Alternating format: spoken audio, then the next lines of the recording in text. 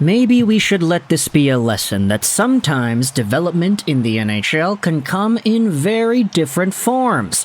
Today we're heading over to the Seattle Kraken and talking about their recently called up Shane Wright.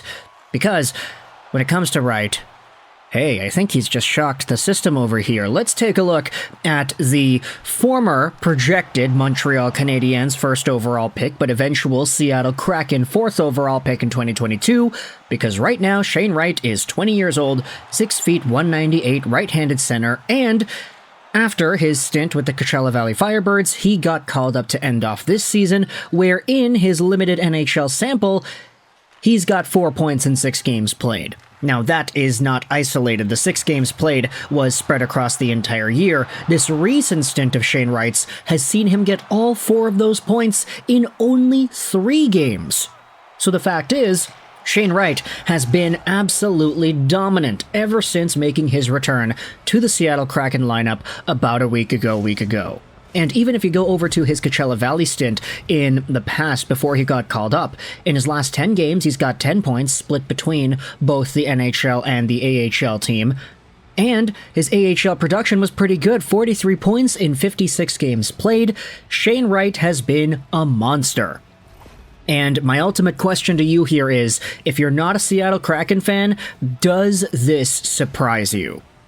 Let's go out there and look at this tweet made by Big Head Hockey. Shane Wright, ever since being called up, in the 3 games he has had, he's got 3 goals, 4 points, 2 game-winning goals, which is first in the NHL, 9 shots, and a 74.81 5v5 expected goals for percentage, which is 14th in the NHL, and a 2.41 average game score, which is 16th in the NHL.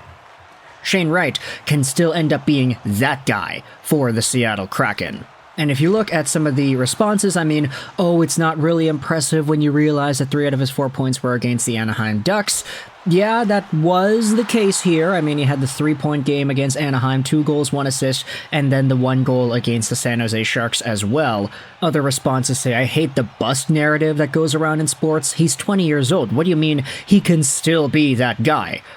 I think this is a pretty big wake-up call as to a lot of NHL fans' perceptions as to first overall top-tier talents taken towards the beginnings of drafts, because even with the other guy that took Shane Wright's first overall spot in Juraj Slafkovsky, his splits have been even crazier than Wright's. You could debate how he was at a 20-point pace for the first quarter of the year, a 50-point pace in the second, and now he's at a point-per-game pace in his last 10 games or so.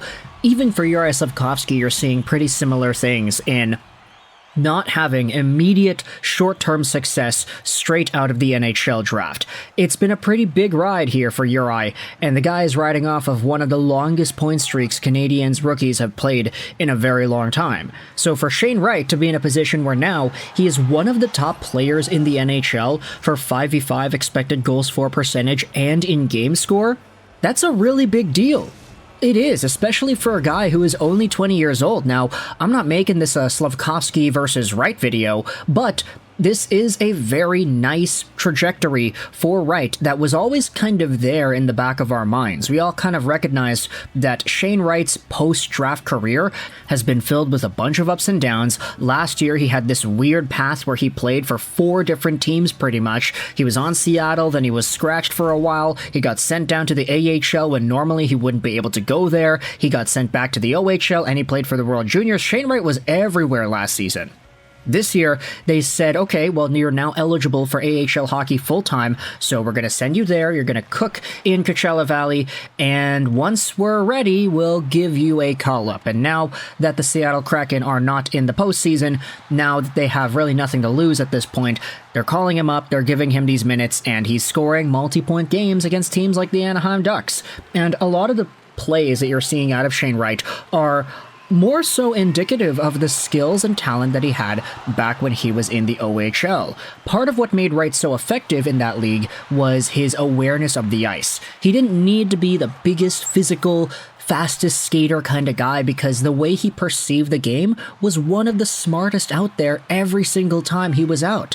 So the fact that he was able to hone these same skills and work on them in Coachella Valley to the point where he did produce a whole bunch of points, And now, take this over to the NHL, it's really coming across in the way that he's able to get these points. I can't show the video here because it's copyrighted NHL material, but a lot of these assists that Shane Wright is pulling off, they're one-touch plays. Some of these goals are just putting himself in the right position.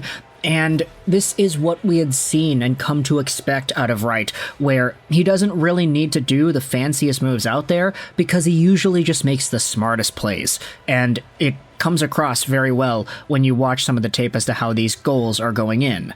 Even in the goal that he had scored against the San Jose Sharks, it was a give-and-go back-and-forth cross-crease opportunity where he got the pass back in front.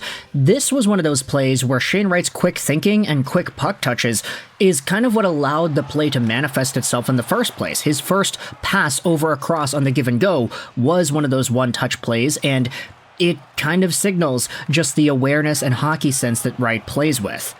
And now because of this entire thing, we're seeing a lot of baiting going around like this.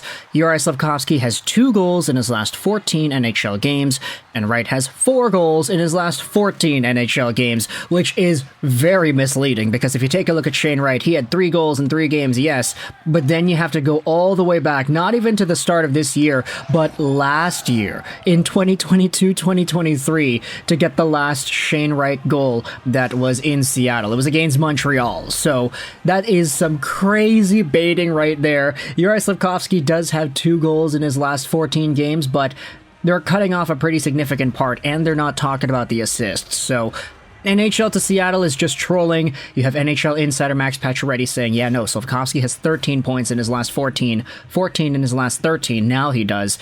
Shane Wright has 6 points in his last 14 NHL games.